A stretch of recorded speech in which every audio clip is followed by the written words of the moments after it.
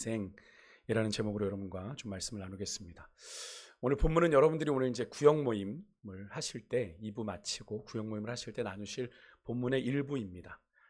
본문은 전체인데요. 17장 전체 15절까지 여러분들이 이 본문을 가지고 이제 이따 나누시게 될 텐데, 보니까 여러분들이 이제 쭉 저는 이제 이 나누는 것이 여러분들이 말씀을 평소에 역대상을 이렇게 묵상해 오시는 가운데 이 말씀을 나눈다고 생각을 했는데, 그렇지 않은 분들이 더 많으시죠. 그러니까 이 말씀이 그냥 생소한 거죠. 앞뒤 문맥도 모르겠고 전후 맥락도 모르겠고, 가뜩이나 그 본문이 이렇게 오늘처럼 약간은 좀 이야기가 아니라 어떤 내용이 들어있으면 더 모르겠죠. 그래서 여러분들이 좀 오늘 나누실 본문을 여러분들에게 좀 나눠야 되겠다.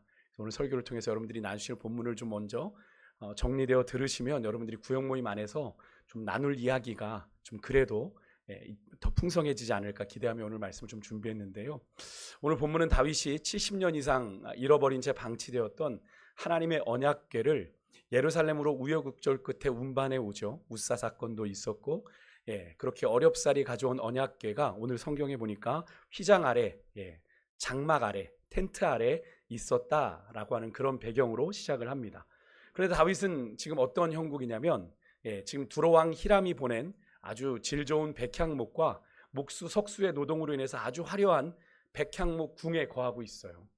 그런데 하나님의 임재를 상징하는 언약궤가 아직 저렇게 텐트 안에, 저렇게 장막 안에 덩그러니 있는 것이 다윗의 마음에는 이 영 불편하고 하나님께 송구한 마음이 들었던 겁니다. 언약궤가 무엇인지를 모르시는 분들이 좀 계실지 몰라서 잠시 설명을 하면, 이스라엘의 성전이 지어지기 전에 이스라엘에게는 성막이 있었죠. 출애굽한 이스라엘 백성들이 광야 여정 중에 하나님을 이동하며 계속 만날 수 있는 이동식 성전 같이 생각하시면 될 텐데, 이 성막은 안에 깊이 있는 지성소와 성소로 구분되는데, 이 가장 거룩한 곳인 이 지성소에 이 언약궤가 안치되어 있었습니다. 이 언약궤 안에는 여러분이 아시는 것처럼 모세가 시내산에서 받은 두 돌판이 거기 들어가 있죠. 그림을 한번 좀 띄워주시겠습니까? 그림을 보시면 이 언약궤를 덮는 덮개에는 양쪽 끝에 하나씩 금으로 만든 그룹이 있는데, 이 두 그룹이 서로 마주보고 있어요. 그 얼굴은 서로 덮개를 향하고 날개가 그 덮개 위에 이렇게 펼쳐져 있습니다. 이곳에 하나님이 임재하셨다라고 성경은 기록하고 있는데요. 그래서 이 언약궤는 하나님의 임재를 상징합니다. 그래서 이 언약궤의 덮개를 이런 식으로 부른다고도 말씀드렸죠. 시, 은, 좌. 그래서 하나님이 은혜를 베푸실 시자를 써서 베푸시는 자리다. 하나님이 임재하셔서 백성들에게 은혜를 베푸시는 자리다라고 해서 저 언약궤의 덮개를 시은좌라고도 불렀는데요.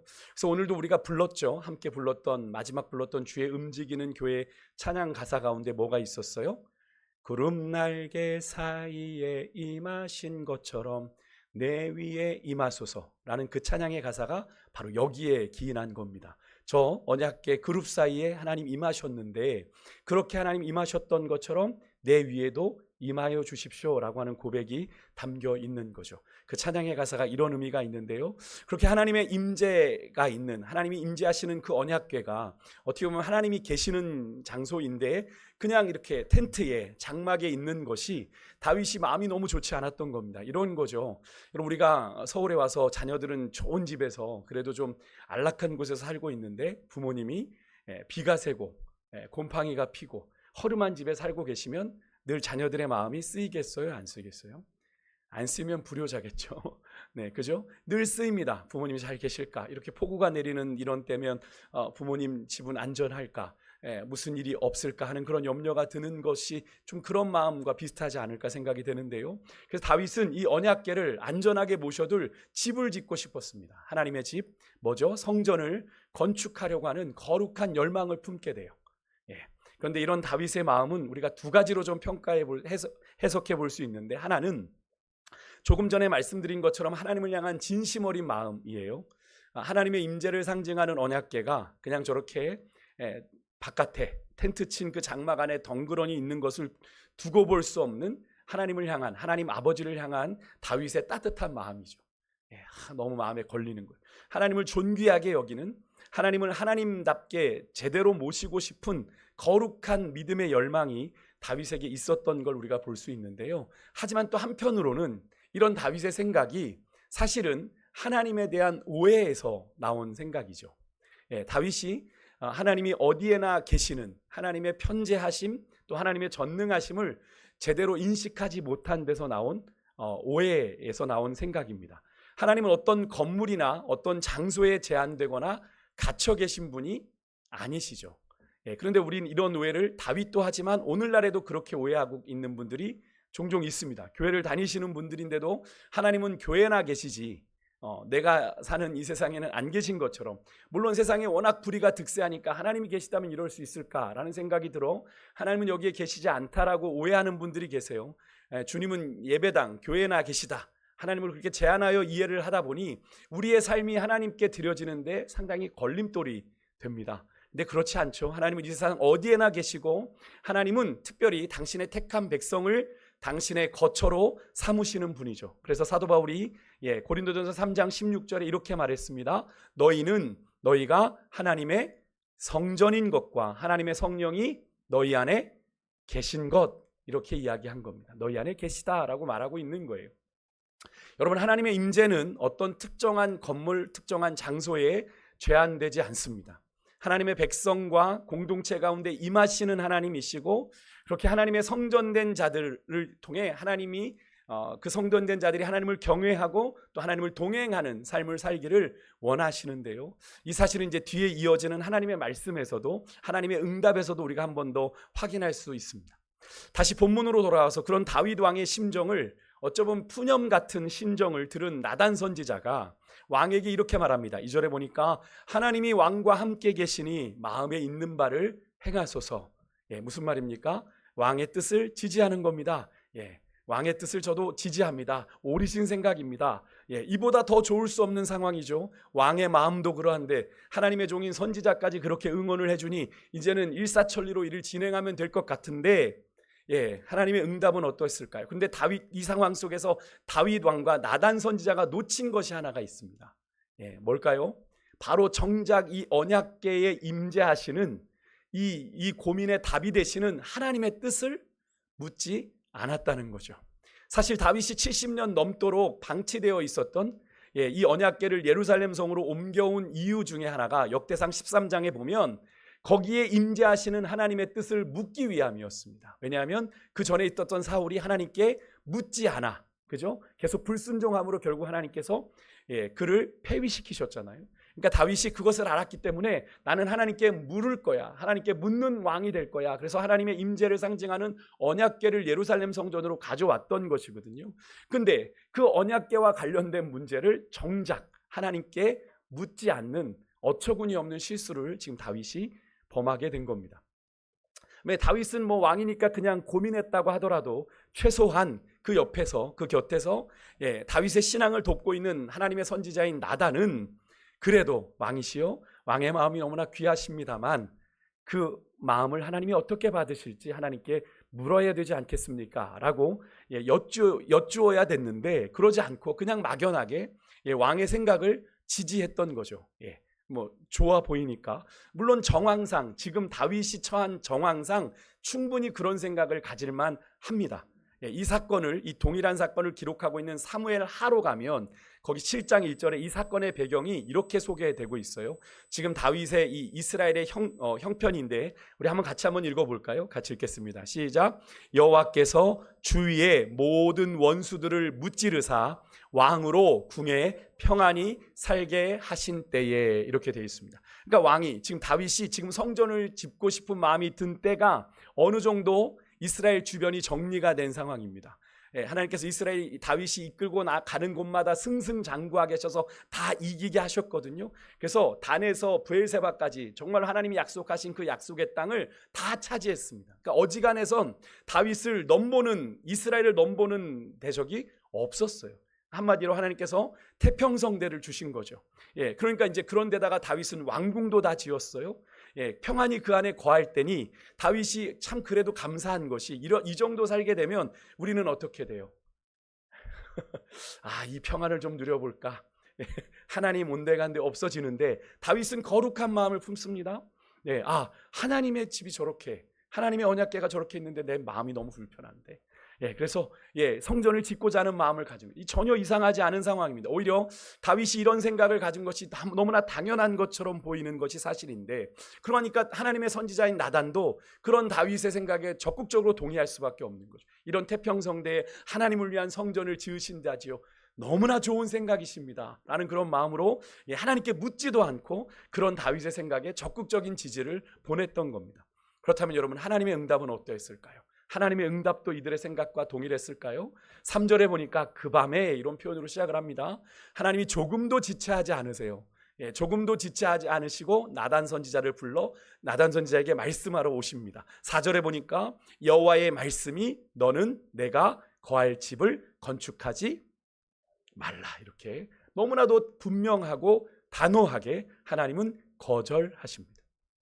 다윗의 마음을 거절하세요. 그리고 이어지는 5절에서 하나님은 이런 자신의 이야기를 하십니다. 내가 출애굽하여 너희들이 출애굽하여 사사시대에 이르기까지 하나님은 집에 거한 적이 없으시고 장막과 장막을 옮겨 다니셨다라고 말씀하시는데, 이 말씀은 우리가 앞에서도 이야기했던 것처럼 하나님께서 어떤 장소에, 어떤 공간에 제한을 받지 않으시고 그 공간을 초월하여 존재하시는 분이다 라는 사실을 다시 한번 얘기하고 계신 거죠. 그래서 다윗을 대신해 성전을 지었던 그의 아들 솔로몬이 하나님 앞에 성전을 지어 하나님께 봉헌하면서 이런 기도를 드렸습니다. 우리가 열왕기상 8장 27절의 말씀 같이 한번 읽을게요. 같이 했습니다. 시작. 하나님이 참으로 땅에 거하시리이까 하늘과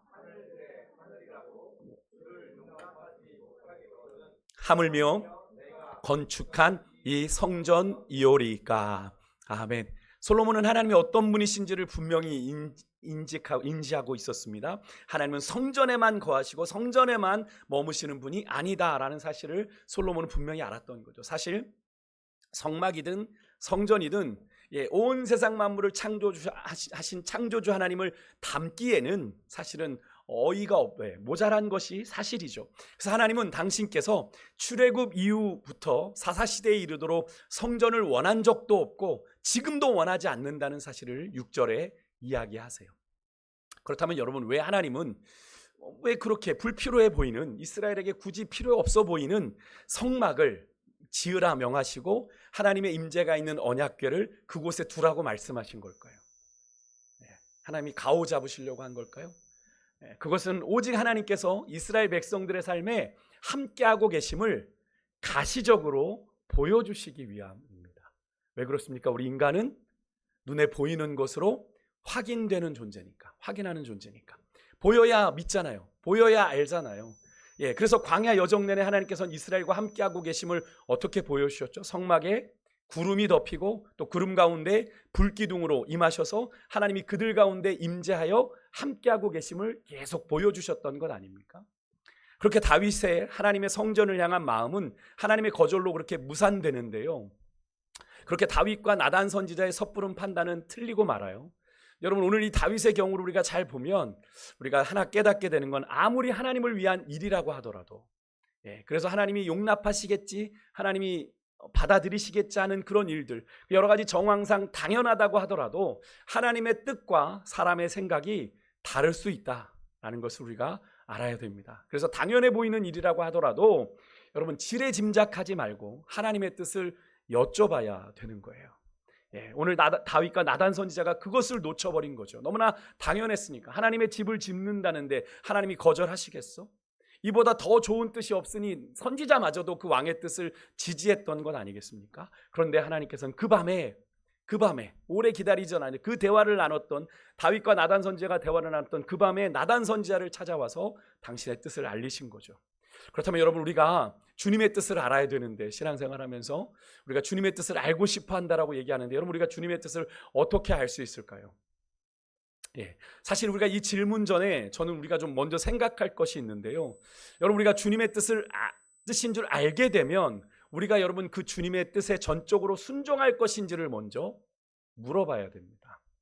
여러분, 사실 우리가 주님의 뜻을, 내 인생을 향한 주님의 뜻을 찾습니다. 하나님, 이 상황에 어떤 주님의 뜻이 있는지를 찾고 구합니다라고 우리가 기도한다고 하지만, 여러분, 우리 그렇게 기도하는 우리의 마음에 주님께 순종할 마음이 그리 크지 않은 경우가 있고요, 또 응답이 오면 어떻게 해요? 그때 계산해 봐야지, 그때 재봐야지. 내가 바라는 것과 내가 기대하는 것과 맞으면 예, 아니면 고민하는 거죠. 여러분, 그러다 보면 하나님이 그런 사람들의 기도에 당신의 뜻을 잘 드러내 보이지 않으실 때가 더 많습니다. 왜? 하나님께서 그들로 하나님의 뜻을 알아가도록 시간을 가지시는 경우가 많거든요. 결국에는 하나님이 자신들에게 하나님의 뜻을 주지 않는다고 지레 포기할 때가 많은 것을 보게 되는데요. 여러분, 주님의 뜻을 구한다는 건 여러분 잘 기억하십시오. 전적으로 주님의 뜻이 내게 주어지면 그 뜻에 순종하겠습니다라는 순종을 전제로 한다는 사실을 여러분 기억하셔야 돼요. 여러분, 주님의 뜻을 구하시려면 내가 주의 뜻이면 내가 그대로 순종하겠습니다라는 마음이 들 때 주의 뜻을 구하셔야 돼요. 그래서 여러분, 주님의 뜻을 아는 과정이 그렇게 생각보다 간단하지는 않아요. 우리가 말씀만 피면 주의 뜻이 팍팍 알아지면 얼마나 신앙생활이 쉽겠어요. 그렇지 않죠? 그래서 여러분, 좀 여러분에게 조금 참고로 팁을 드리기 위해서 평생 5만 번의 기도 응답을 받았던 조지 뮬러 목사님이 있습니다. 독일 태생인데 영국의 고아들의 아버지로 고아들을 평생 섬기는 사역을 하셨던 조지 뮬러 목사님이 우리가 정말 평생 한 5만 번, 1만 번도 받기 어려운 기도응답을 평생 5만 번 받았다고 후대가 기억하는 이 목사님의 하나님의 뜻을 아는 방법이 7가지가 있어요. 간단하게 좀 설명을 드릴게요. 첫째는 여러분, 말씀을 정기적으로 묵상해야 됩니다. 하나님의 말씀을 읽고 묵상하는 가운데 이 조지 뮬러 목사님은 하나님의 뜻을 자주 발견했었다고 해요. 이 하나님의 말씀이 조지 뮬러 목사님의 이 고아원 사역의 기둥이었다고 합니다. 그러니까 늘 말씀 앞에 머물며 하나님의 뜻을 찾고 구했던 거죠. 두 번째는 기도를 통해 이 뮬러 목사님은 성령의 내적인 음성을 들었다고 합니다. 하나님의 뜻을 알기 위해서 주변 사람들 우리가 찾아가서 주님의 뜻이 뭐래라고 이렇게 조언을 구하기 전에 언제나 이 조지 뮬러 목사님은 성령님 앞에 나아가 무릎을 꿇고 기도로 물었다고 합니다. 우리가 이렇게 생각할 땐 우리가 기도하면 통성 기도를 생각하니까 기도 막 하고 집에 가버리는데 언제 하나님이 얘기하시는 걸 듣는데? 라고 생각할 수 있는데, 여러분, 기도는 우리가 그렇게 아뢰고 난 뒤에 잠시 하나님께 귀를 기울이는 시간 또한 필요하다는 걸 여러분 아셔야 됩니다. 그것까지 기도인 거예요. 내가 하나님 앞에 막 통성으로 부르짖고 기도하는 것만 기도가 아니라 그 기도 이후에 하나님께서 내게 뭐라고 내 안에 말씀하시는지를 귀를 기울이는 것까지가 기도라는 걸 여러분 아셔야 되는데요. 그렇게 조지 뮬러 목사님은 아침에도 저녁에도 하나님의 뜻을 물었고, 성령께서는 그렇게 하나님의 뜻을 겸손히 구하며 나아가는 조지 뮬러 목사님에게 가지고 있는 문제에 대한 답을 그 기도 가운데 주셨다고 해요. 세 번째는 성령께서 주시는 내적인 평강을 소중히 여겼다고 합니다. 우리가 하나님의 응답을 확인하는 것 중에 하나가 마음의 평안이죠. 그러니까 조지 뮬러 목사님은 사람이 보기에 아무리 합당하고 좋아도 완벽해 보여도 자신의 심령 안에 깊은 가운데 평안함이 없고 자꾸 의심이 생기고 불안이 발견되면 이 계획하고 추진하던 일을 멈추었다고 합니다. 그리고 기다리고 그 안에 목사님 마음 안에 평안함이 임했을 때 그 일을 시작했다고 해요. 네 번째는 하나님 앞에서 자신이 어떤 일을 행하는 동기를 면밀히 점검받았다고 합니다. 하나님 앞에 내가 이 일을 어떤 동기에서 하는가, 어떤 일을 하고자 하는 그 동기를 기도 중에 많이 살핀 거예요. 이 일의 목적이 하나님의 뜻에 하나님 앞에 합당한가를 검토한 거죠. 질문해 본 겁니다. 혹시 자신의 마음에 불현듯 내가 조금이라도 내 안에 욕심이 있는 걸 경험하게 되면, 그렇잖아요. 구가원 사역을 통해서 막 후원이 들어오는데 내가 조금 더 100만 원이 필요한데 내가 500만 원을 구해서 내가 이것을 좀 여유 있게 가져볼까 하는 그런 욕심들이 마음이 들어오면 그것을 제거한 후에 그 일을 추진했다고 합니다. 여러분, 우리가 쉽게 빠지는 오류잖아요. 하나님 앞에서 우리가 하나님의 은혜가 공급되어질 때 우리의 마음이 그렇게 살짝 비껴나갈 때가 있잖아요. 요럴 때 한 번 더 얻어볼까? 라는 그런 마음이 욕심이죠. 다섯 번째는 이 조지 뮬러 목사님은 주님 한 분만을 의뢰하며 바라봤다고 합니다. 여러분, 갑자기 예상치 못한 위기를 만날 때 우리는 하나님 앞에 머무는 시간이 되게 다급하게 느껴질 때가 있어요. 하나님이 당장 문제를 해결해 주시지 않을 것 같으니까 누구한테 가죠? 사람에게 갑니다. 그죠? 당장 내가 손 닿을 때를 찾아가는데, 그렇게 하는 대신에 조지 뮬러 목사님은 철저하게 위기 가운데도 하나님만 바라보았다고 합니다. 역대하 20장 12절에 여호사밧 왕이 아람 군대가 침공해 왔을 때 이런 기도를 하나님 앞에 드렸거든요.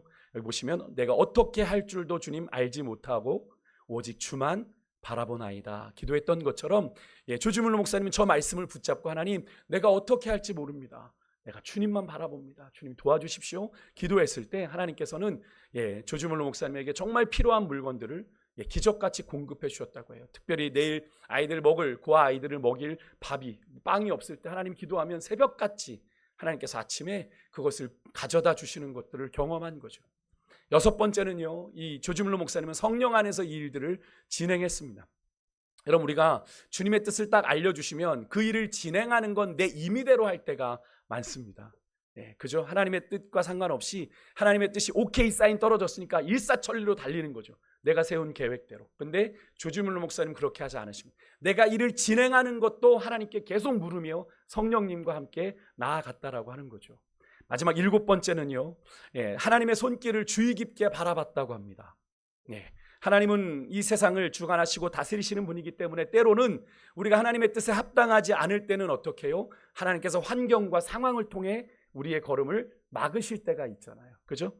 그래서 하나님의 손길을 이 조지밀로 목사님은 늘 주의 깊게 보았다고 합니다. 이 7가지, 여러분은 어떻게 주님의 뜻을 여러분의 삶에서 발견하고 계세요? 이 7가지가 여러분에게 좀 참고가 되셨으면 좋겠어요. 이것이 하나만 적용될 수 없습니다. 복합적으로 적용돼야 돼요. 같이 가야 됩니다. 상황이 막으면 안 되는 거래. 여러분, 상황이 막일 수도 있고 상황 속에서 다른 뜻을 하나님 보여주실 수 있어요. 그래서 여러분이 이 7가지가 같이 가야 됩니다.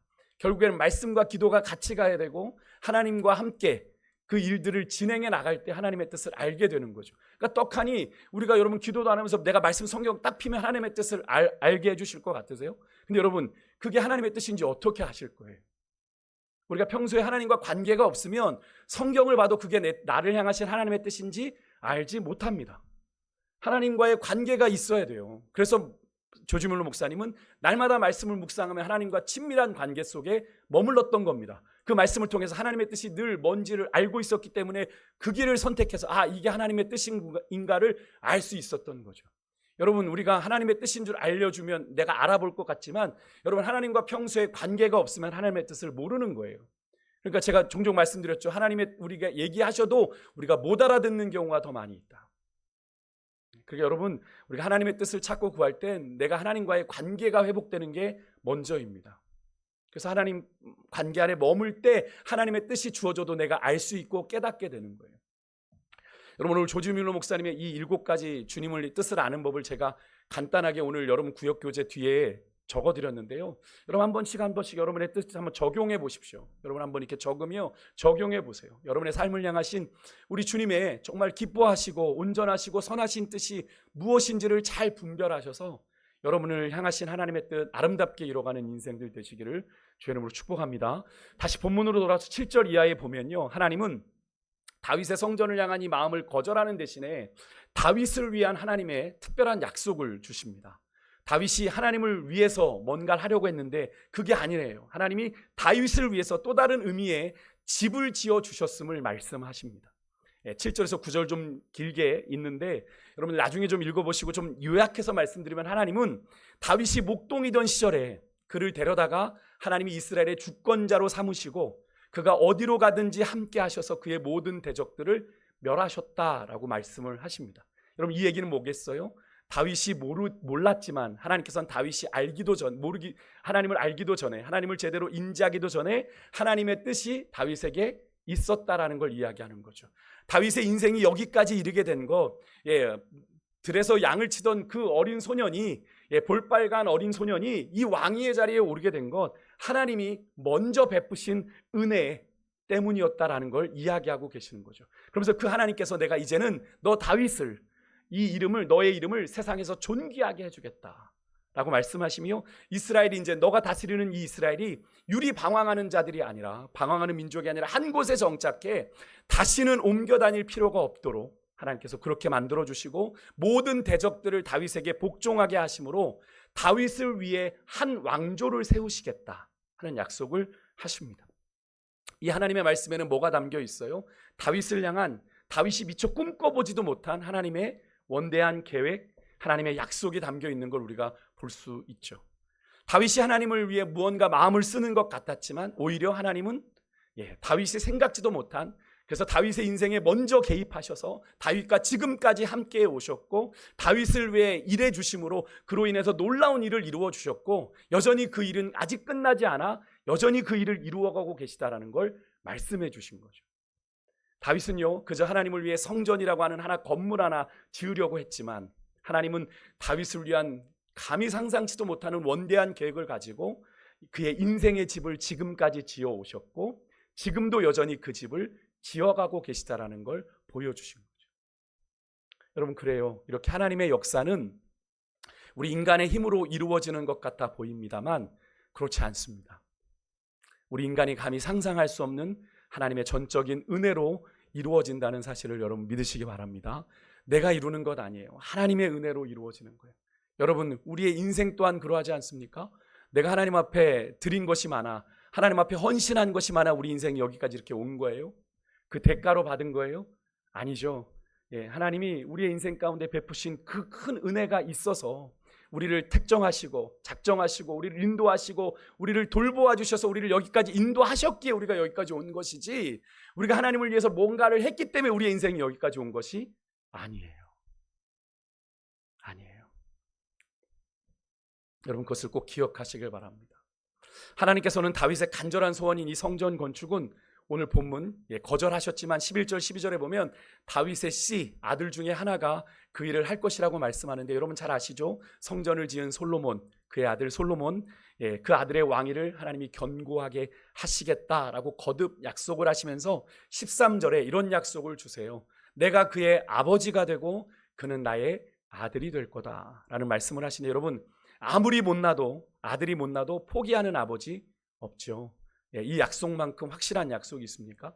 신약의 표현으로 빌리자면 우리에게 양자의 영을 주셔서 우리로 하나님의 자녀 삼아 주신 것처럼 비록 솔로몬이 하나님의 아들 아니지만 하나님께서 그를 하나님의 아들 삼아 하나님이 그의 아버지가 되어 주셔서 그의 왕위를 견고하게 하시겠다라는 약속을 주시는 건데요. 여러분 이런 하나님 아버지의 마음을 이렇게 표현합니다. 13절에 이런 표현이 나와요. 여러분들 이제 이따가 성경을 한번 구역 모임 하실 때 읽으시면 이런 표현이 나오는데 나의 인자를 그에게서 빼앗지 아니할 거다. 여기에 인자라는 건 우리가 잘 아는 히브리어 헤세드입니다. 헤세드. 인자, 사랑 이렇게 번역되기도 하는데 여러분 이것은 하나님의 언약적인 사랑이에요. 하나님의 언약에 기초한 사랑, 하나님의 언약이 있는 한 절대로 이 사랑은 포기될 수 없는 실패할 수 없는 사랑을 의미하는 거거든요. 그러니까 하나님의 인자를 하나님의 이 다윗을 향한 솔로몬을 향한 하나님의 사랑이 절대로 빼앗기지 않을 거다. 그것을 이렇게 표현하세요. 내가 전에 있던 자에겐 그것을 빼앗았었는데 내가 그런 것처럼 이 아들에게는 빼앗지 않을 거다. 전에 있던 자 누굽니까? 사울이죠. 사울입니다. 사울 왕을 말하는 거예요. 사울이 이스라엘 초대 왕으로 세웠다가 하나님께서 그 왕 세웠음을 후회하시고 그의 왕위를 빼앗으시잖아요. 그랬던 것처럼 다윗의 아들에게는 그런 일이 일어나지 않을 거다. 어떤 상황 속에서도 내가 영원히 그의 집과 나라를 세울 거다 말씀하시고 그의 왕위가 영원히 견고할 거다라고 약속을 하세요. 여러분 이 하나님의 약속이 어떻게 이루어지나요? 사실 이스라엘의 역사를 보면 하나님의 그 약속이 끝난 것처럼 보이기도 했죠. 이 약속은 일부는 솔로몬 시대에 당장 이루어졌습니다. 성전을 지었으니까요. 근데 궁극적으로는 여러분 이 약속이 그의 왕위가 영원히 견고할 거다라는 이 영원에 대한 약속은 누구에게서 이루어졌냐면 다윗의 자손으로 이 땅에 오신 하나님의 아들 예수 그리스도를 통해 그 약속이 성취되어져요. 비록 이스라엘이 바벨론 포로가 되었을 때 성전도 다 무너져버려 하나님과 다 끝난 것처럼 보였지만 이 다윗과의 맺은 이 언약만은 유효했습니다. 그래서 어떻게 해요? 하나님이 그 70년으로 이스라엘이 끝나버릴 것 같았는데 하나님께서 약속하신 대로 70년이 지나니까 그들을 다시 어떻게 해요?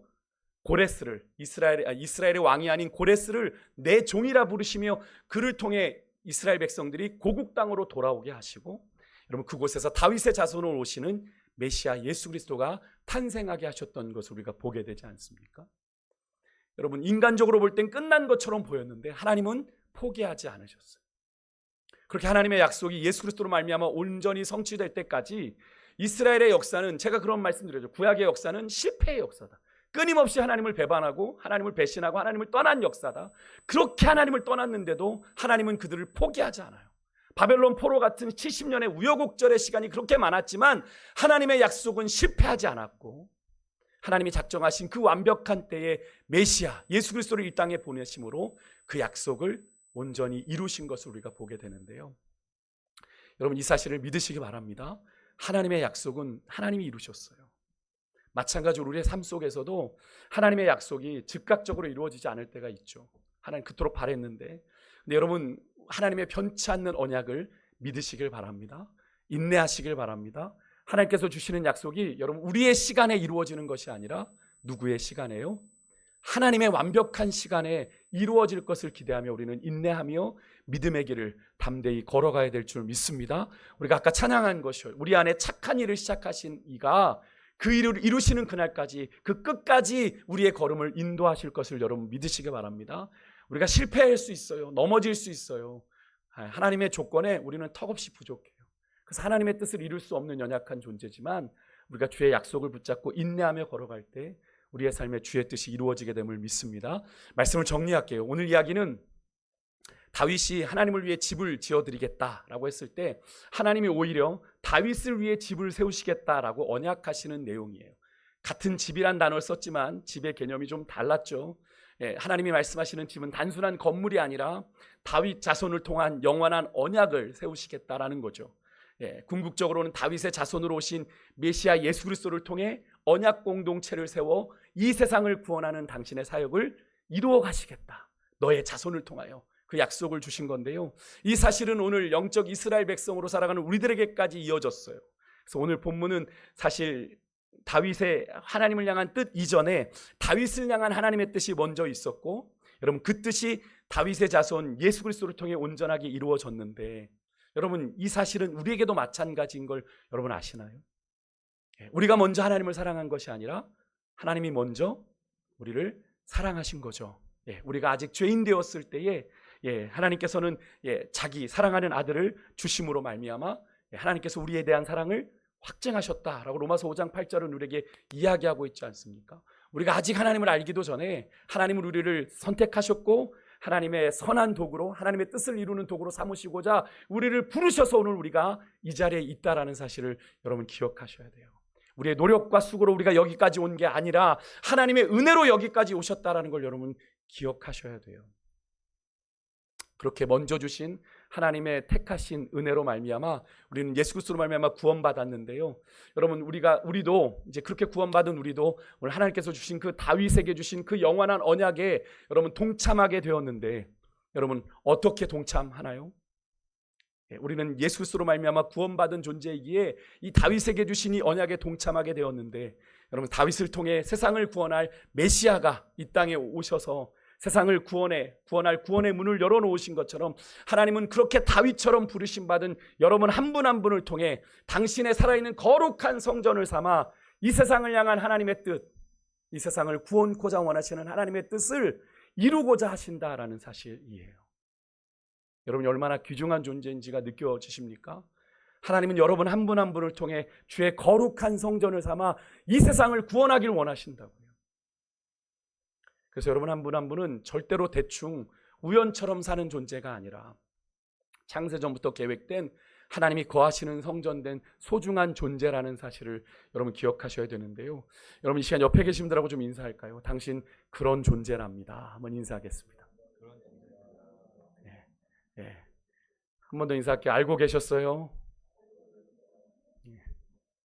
이젠 아셔야 돼요. 이젠 아셔야 돼요. 우리는 그냥 사는 존재가 아니라, 그냥 세상에 떠밀리듯이 사는 존재가 아니라 주의 부르심 안에 거룩한 뜻을 이루어가는 존재로 부르심 받았다 라는 사실을 여러분 기억하시고, 여러분의 거룩한 성전된 삶을 통해 이 땅에 주의 나라를 더욱 견고하게 세워가는 일에 여러분과 제가 아름답게 헌신하는 그런 복 있는 인생들 되시기를 주의 이름으로 축복합니다. 우리 함께 찬양하겠습니다. 우리는